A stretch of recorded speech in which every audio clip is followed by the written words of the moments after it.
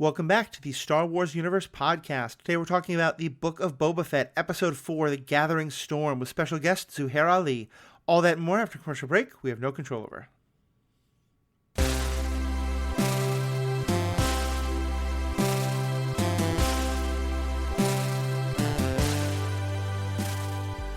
Welcome back. I'm Matthew, your host. Normal co-host Ashley Coffin couldn't join us today, but Zuhair Ali was kind enough to step in.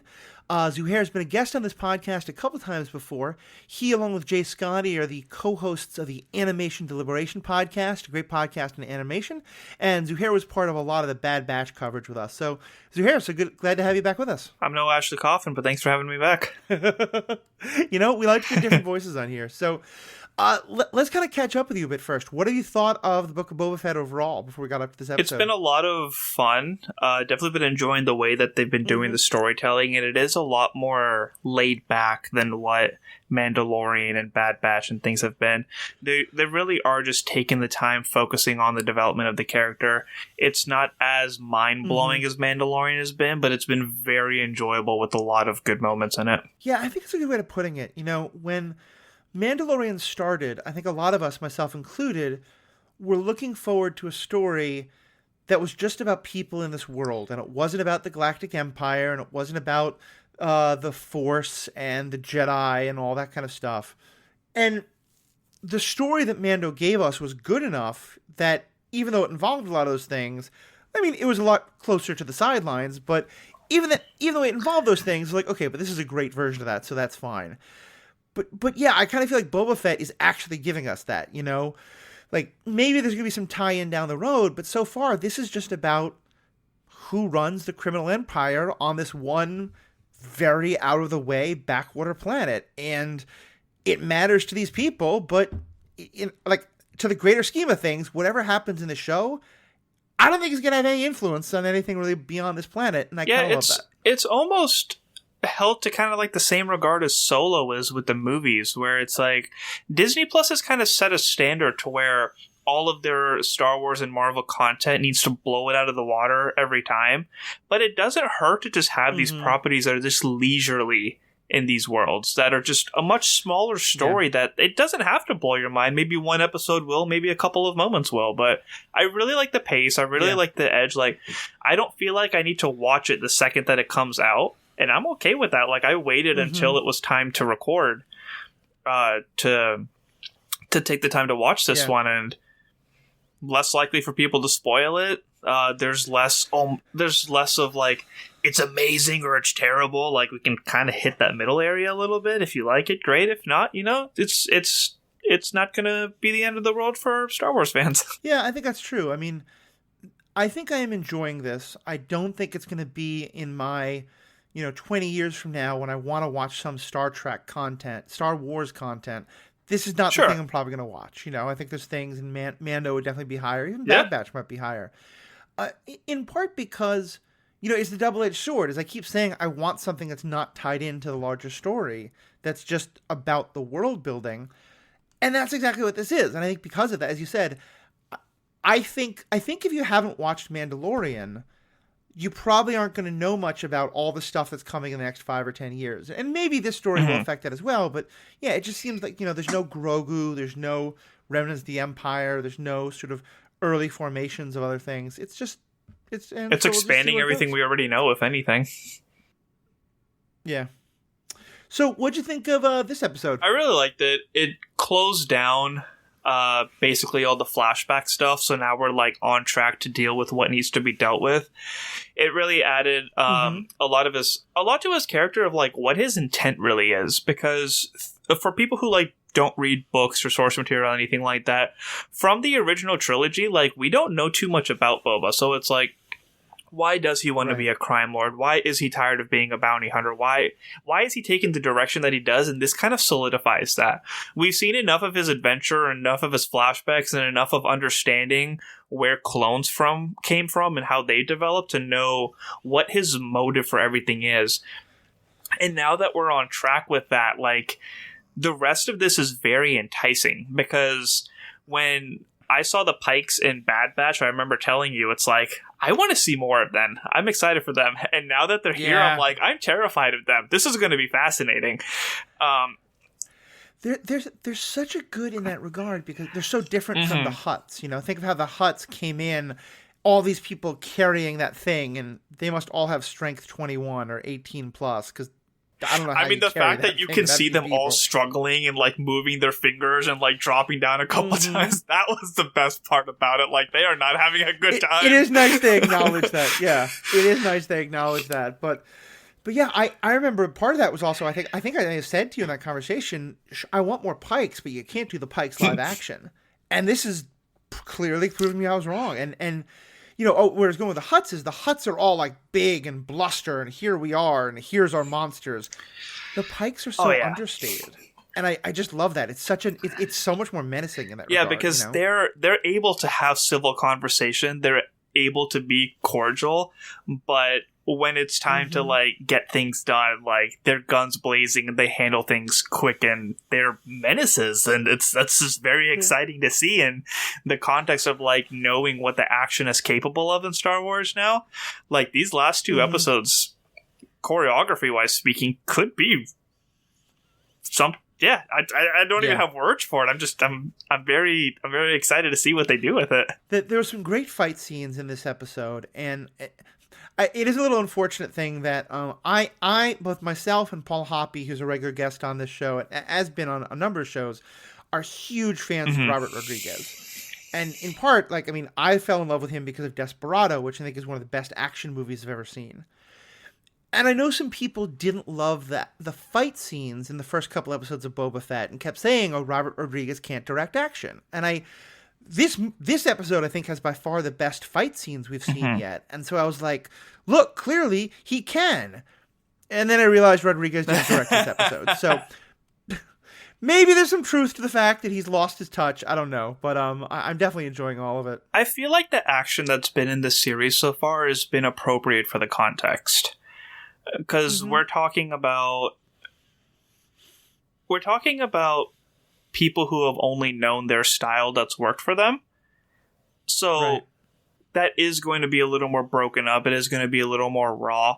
And that was the scene around the fire was really beautiful for me because there actually are Filipino martial arts systems like the Sayoks who, when they have their annual gatherings, they actually do light up a fire and do their techniques around the fire. So that's stuff that that I've seen like through my systems in modern day. So being able to see like a different relationship with the tribe aspect, because we have the motto of tribe, and the line of them saying like you can't go far without tribe that needs to be on a shirt. I will definitely buy it the second it is. So like it showed that Boba's not interested in being like a one-man show anymore. Like, he has this sense of community, he has a sense of family, and he wants to push forward with that. Like, he's trying to find his greater purpose, and everything that he's doing from this point on is taking those steps to get to that and being more than just Boba Fett. Yeah, and especially, I think that's a great way of tying back into what you were saying before about how this episode shows his goals, because it shows that he wants the family, it wants community. But the other thing, and I think it as you said, we got so little of him in the original movies, a little bit about him in the... we got something about his father in the prequels, and then we get, like, young Boba in the Clone Wars TV show, but it's still not much about adult Boba. But we get to see that he basically was just, like, he was working for people, and he kind of was getting kicked around a little bit sometimes, you know? Like, he wants Han Solo, and he wants to be able to deliver Han Solo alive, because he caught him, and Darth Vader's like, if we catch him, don't worry, we'll pay you, you know? And then he's like, well, okay, you're kind of with Jabba, so you've got to go out to this Sarlacc pit and then get eaten because of it. So when he's saying, like, he doesn't want to work for these idiots anymore, he wants to be in charge, he wants to be his own captain. Like, I looked at everything that happened to him and I thought, yeah, actually that kind of makes sense for you. And what's interesting is that I was watching all the episodes today with my buddy who's never seen Boba or Mandalorian. So after we finished this, I found a montage on YouTube that showed all of Boba's fight scenes, basically. And not only these encounters that he's recently had with Fennec, but meeting is it Din Djarin? I'm so used to calling Mando, I forget his name. Yeah, Din Djarin. So meeting Din Djarin, meeting the other two Mandalorians, all those encounters that he's had, like that's kind of helped with this objective of wanting to go forward. Yeah, because originally, I mean, he's a guy who fights in a suit of armor, and he's not punching and hitting; he's using weapons. You know, and so seeing that, I also just the other part of it that I love is I think we often think of Boba Fett as like he's the guy with a badass armor. He's got a rocket launcher and a jetpack. And so we think of him as being this primarily physical character. But when I remember those movies, like to me, the single most impressive thing he does is that he's the only one who figures out that Han Solo is going to try this fly away with the garbage trick, and that he was still there to begin with. And so it's that, like, it's never talked about, but to now say that Boba Fett is actually very smart and a very good plotter and is upset that he was working for people who weren't as smart as him, like, yeah, I think they established that in Empire Strikes Back. Yeah. So seeing that built on is really cool. I'm trying to think of, like, what else. This was a really long episode. Like, it was, yeah. There were so many points where it's like, oh, this is where it's going to end. This is where it's going to end. Yeah. Oh, no, we're just going into a whole other thing right now. Okay. But I think my favorite part was definitely, and we can't not talk about this since we haven't in so long, but the kitchen scene was beautiful. Yes. When he popped up and the knife droid, like, put us up, I was like, General Kenobi. Like, you can't not say right? that. It was such a General Grievous thing. Like, I looked at that droid who's just chopping everything, and I was like, that... It reminded me a lot of that moment in Mandalorian where they show the thing that's on the frame of the AT-AT walker that's now being used as a crane to, like, move things in and out of the water. You know, it's like... all this technology that's all we ever saw is it being used for war. But, like, frankly, like, most people aren't going to have to fight a battle against clones or droid armies. They're just going to have to get through their day. And so I loved that robot. The droid, the one objection I have, and you only get this if you watch the subtitles, but in the subtitles, they call the one who has all of the knives and is chopping everything the chef droid. And they call the other droid, who clearly is, like, it seems like, is like taking orders from that first one, sous chef droid. But, like, one of them is doing all of the chopping, is literally the sous chef in that moment. So I was like, come on, guys! Like, get the cooking technology right. Maybe he just got mad. It's like, you're not chopping right. Go deal with the frog. Well, that's it. But maybe. But, like, he's also so much better equipped to do sous chefing things. You know, like, stick all the extra arms on the actual sous chef. That's anyway, all right, funny. moving on. Let's get back to the beginning of the episode because, as you said, I think you're right. This is the kind of wrapping up of the Tatooine, of the Tusken part of the story, which I think I'll be fine with. I admit I'm very disappointed by, though, because I wanted so much more of their story, especially after a bunch of them get killed. But what I did appreciate was last episode when Paul and I were discussing this, and Ashley, I was saying this felt very much like a Dances with Wolves story of, like, you know, he comes along and he's like, he's not the white savior, but he's the human savior who gets the Tuskens to learn how to fight. And what Paul said was that he thought that what I was missing was that it's a commentary on the Dances with Wolves story, because the point is that it's Boba Fett's fault that they all got killed. And I didn't see that, but now I have to definitely say, like, I think Paul was right, because we get this great moment where he says that that's the guilt he feels, is that he tried to organize them when he didn't understand what was going on and got them all killed. And so I really appreciated that moment. I think I can see both sides of it, because at the same time, like, those trains were going by shooting them anyways. I guess it was just a little more immediate that they gave the biker gang more intent to do it, just to kind of clean it up quicker. Yeah, I kind of see both sides of it. I think Boba's involvement of it just made it from a slow burn to just a quick incineration, just knocking them all out at once. Yeah. I guess I didn't see the train as wanting to, like, wipe them out. I just saw the train as, if they're in our way, we'll shoot them. Whereas now it's like, now we're going to go after them to their home. I guess that makes sense. Yeah. Yeah, I guess he finally had that little taste of, like, the brotherhood and all that. Because These Right. events are before he runs into Din. So, yeah, this is kind of like his first taste of the Brotherhood vibe, and just because he was content with just staying with them. He didn't really want to leave Tatooine or do anything else. He was like, all right, this is where I belong. Now, so one thing we learn is that because he goes from, finding their dead bodies to wanting to go out and, seems like get revenge of some kind, as it turns out, and he goes to find Fennec. We know that it's 5 years. The events of Mandalorian are all 5 years after Return of the Jedi. Were you a little thrown to realize that the scenes we were seeing him with the Tuskens was actually supposed to be a 5-year time period? Because it felt like I was like, that didn't feel like 5 years. I get that you want to get to Fennec here, but I don't quite buy that. I think I just kind of saw it coming. Like, I was waiting for that connection to come up, because there was an earlier episode, I can't remember exactly which one it was, where I thought that they were leading to that, and I was like, oh, I was wrong. It's not quite there yet.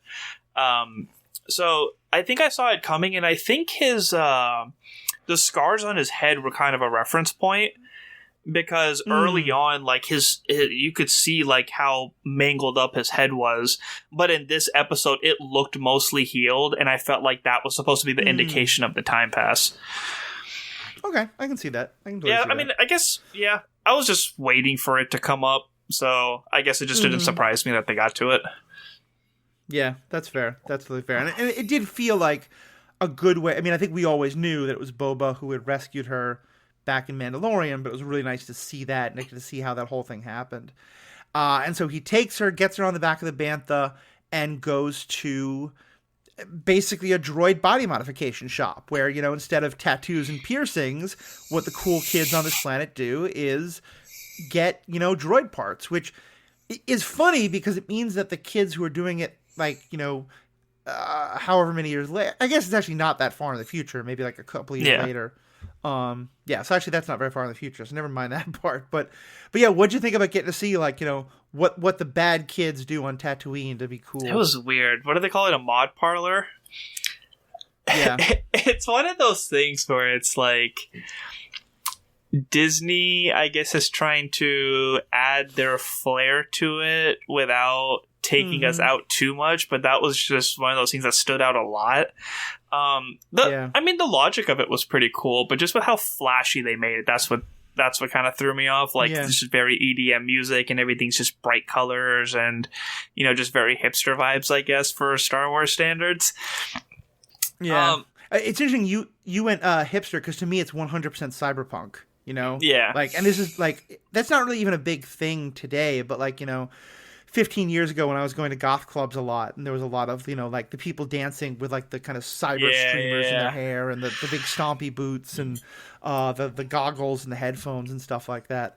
But I definitely think it was a little like, this isn't quite the feel we normally get, but I can kind of go with it. Yeah, because isn't that the whole point of Tatooine is that it's broken down and hard to find work, and well, and so these kids are really bored. Like, that's, like that, you often see it, like, tattooing coming out of, kids being bored and having nothing to do and wanting to kind of rebel by strapping the stuff on. I guess it doesn't.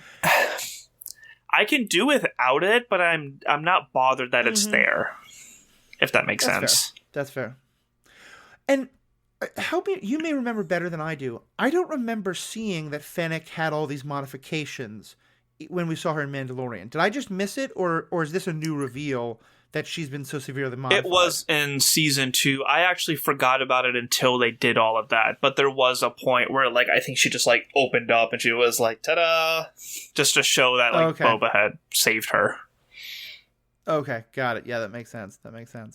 It was kind of cool, and I liked the... I think it would have felt off if she was immediately just like, oh, you saved me, cool, let's be buddies. I like that there's some tension between them, and that he...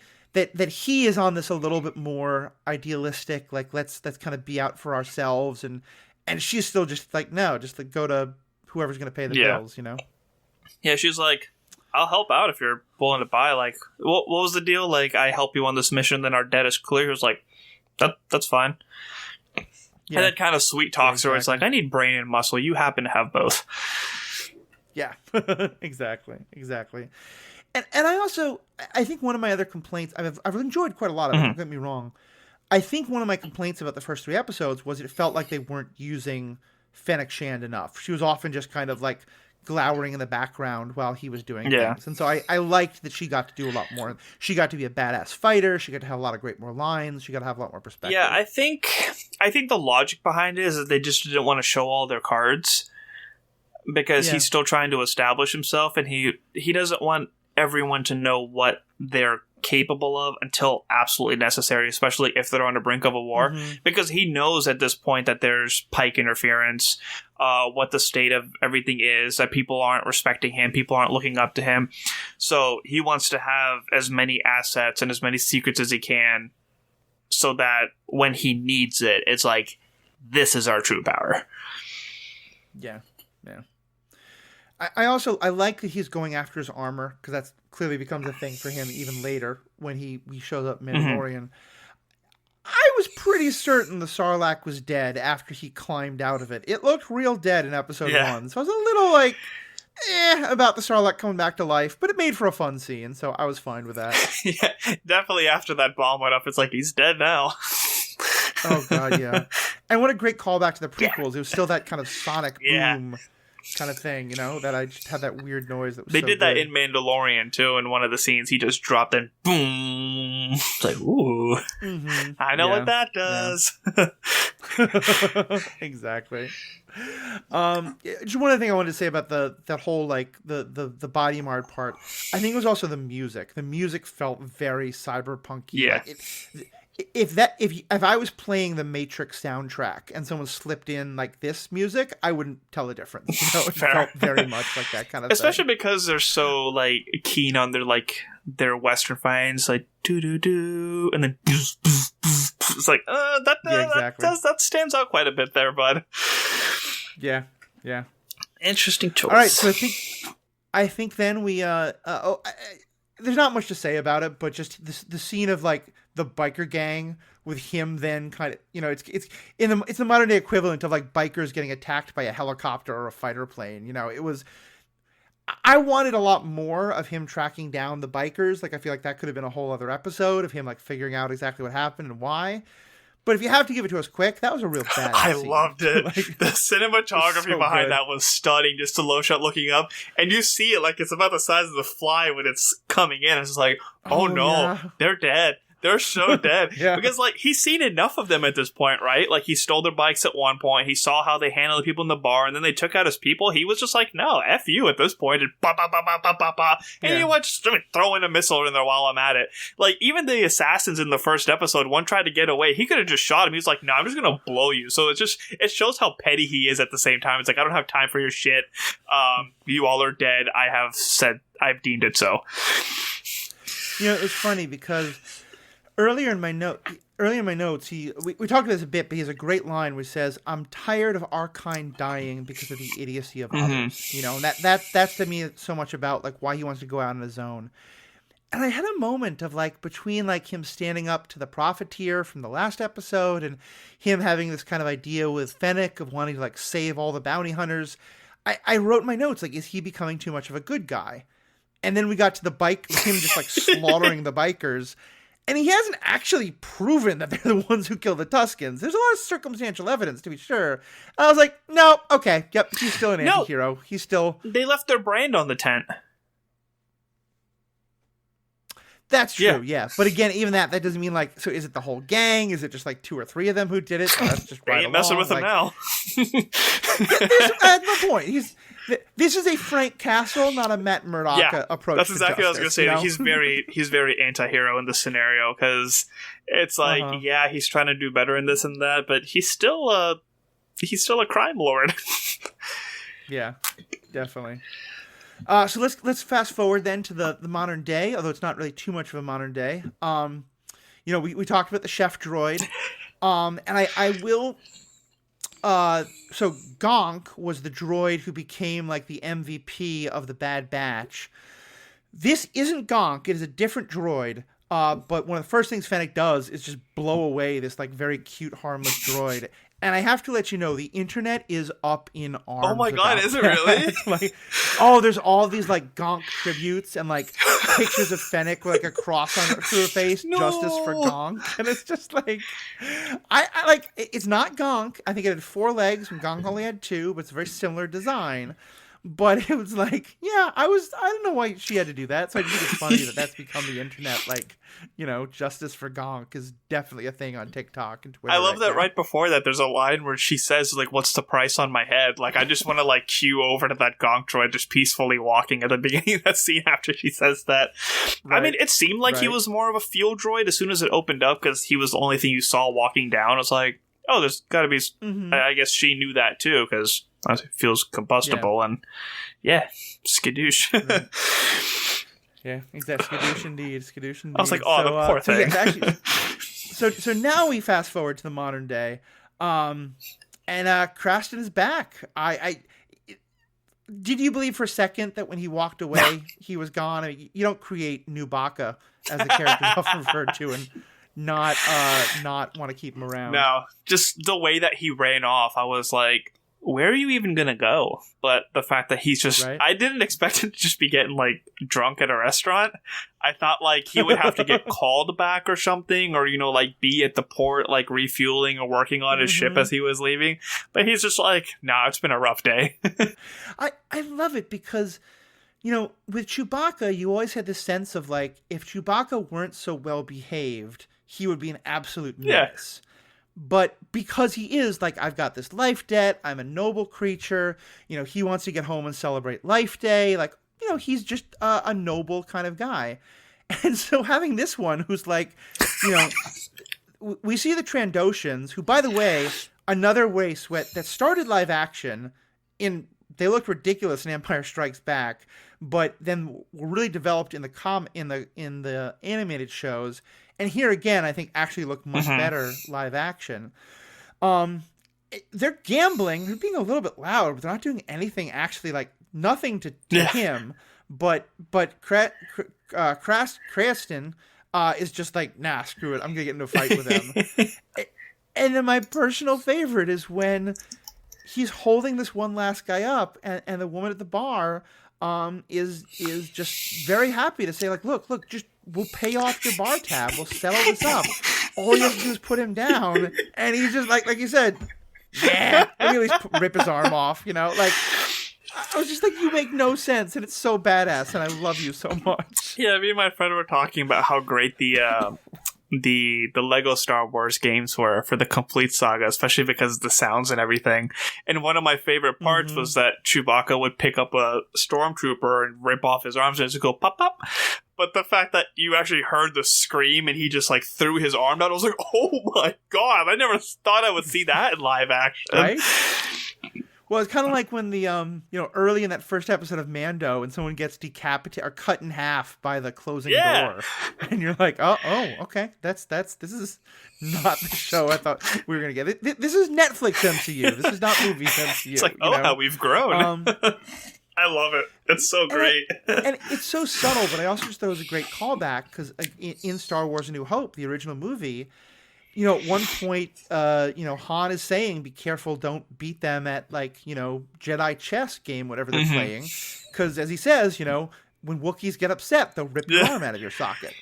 And we never see Chewbacca do it, but here we see, like, yeah, you make a Wookiee upset, he's going to rip your arm out of your socket. Just the fact that he was drunk and he was just kind of like, because I wanted to. That was the only reason why. Yeah. Just because I wanted to. You looked at me wrong. You're annoying me. I'm just going to torture you now. Yeah. We also do have the bar owner saying to Krastin, you know, like, but I'm sure I'm mispronouncing that name, so I'm just gonna call him Nubaka, the way a lot of folks have. Like, she says to him, "This is a more civilized time." And I just had to be like, I guess, than what was happening 5 or 10 years ago, but this isn't Coruscant. This is still the Wild West out here. Yeah, you have a civilized establishment, but look at the environment around. And I guess, you know, she was talking about, like, the times where he was a gladiator and people were cheering him on and stuff like that. It's like, that's not you anymore. Like, you're more than that. And he was like, nah. Yep. Totally. I am intrigued to see like what that gladiator life was like, though. Yeah, like if it's kind of like a Battle Planet version of from the MCU on Yeah, Star like Wars. It'd be do fun we to have see a what that's Star like. Wars Sakaar? Yeah, I would like Thor that. versus Nubaka. I also there's just so many little Easter eggs in this episode. I just gotta give a shout out for one more, which is Max Rebo. Max Rebo is the big blue kind of piano player who we saw from the Return of the Jedi bar, who in the novels, at least, in the Legends canon, if you go into Google, you'll see this. Like, there's a whole thing about his long, storied musical career, and that he created this form of space jazz, which is very unfortunately known as jizz. That name was come up by George Lucas. Swear to God that's true.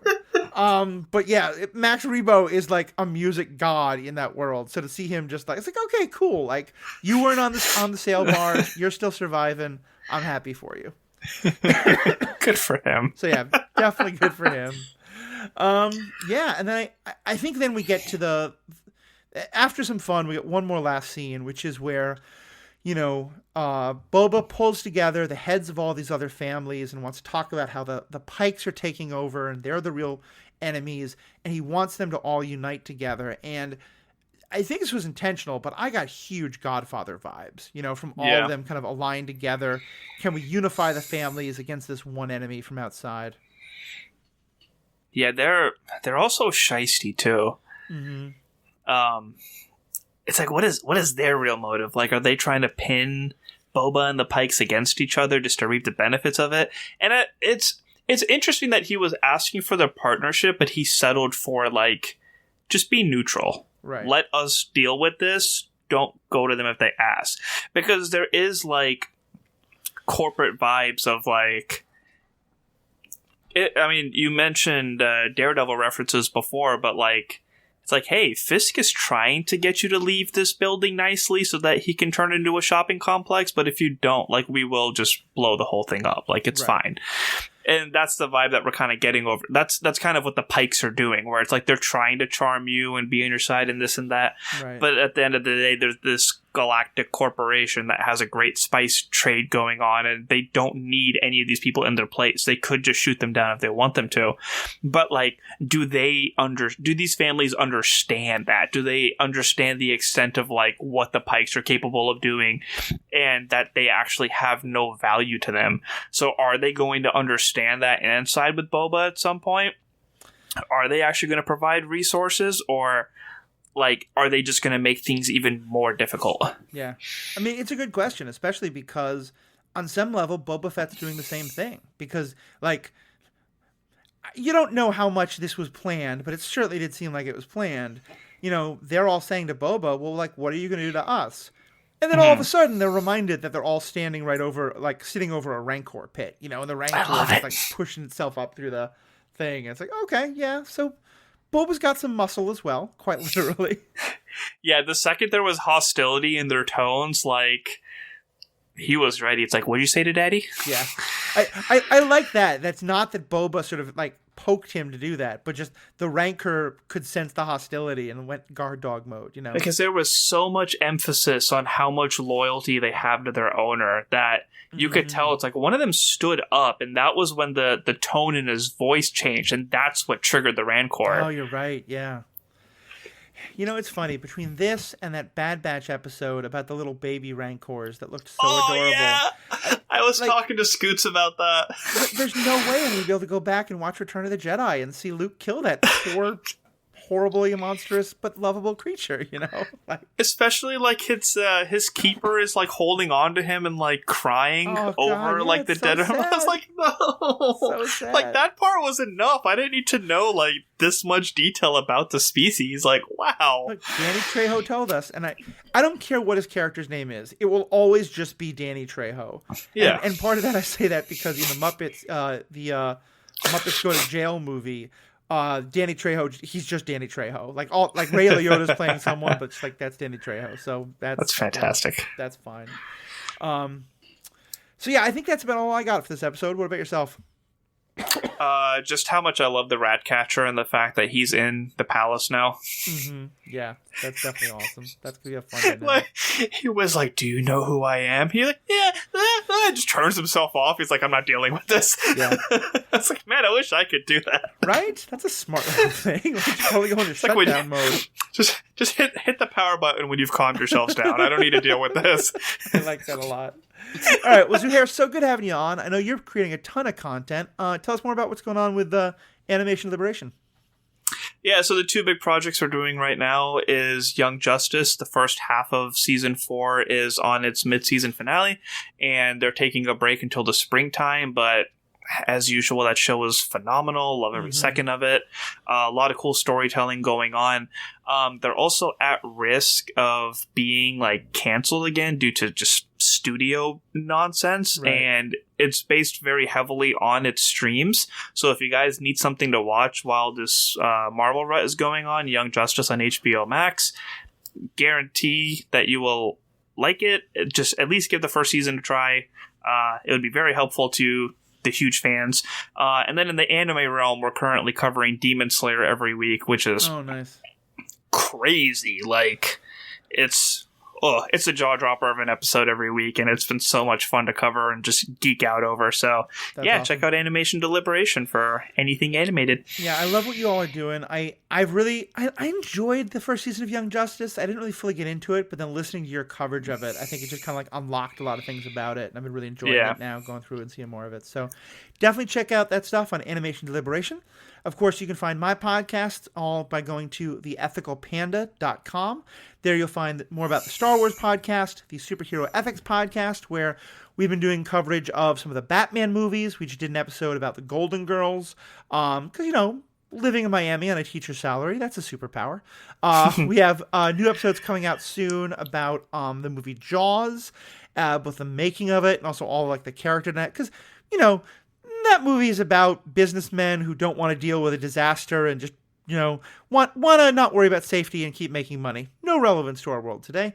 But then we're also going to do something about Ip Man, which is a great movie from a while ago, and we're going to tie it into Cobra Kai. So a lot of great stuff there. But of course, the other thing you can find if you go to theethicalpanda.com is all our contact information, because we want to hear from you. I love the conversations we get to have with people. I love, some folks give permission to talk about it on the air. Some folks just want to like Facebook chat or send emails and share ideas. And I love all of that. Whether or not you want your stuff read on the air, it's great just to share your thoughts. And, but if you do want it read on the air, even better. So you can email, Facebook, Twitter, all that's on the website, theethicalpanda.com. So on behalf of myself, Zuhair, thank you all so much for listening and have a good day.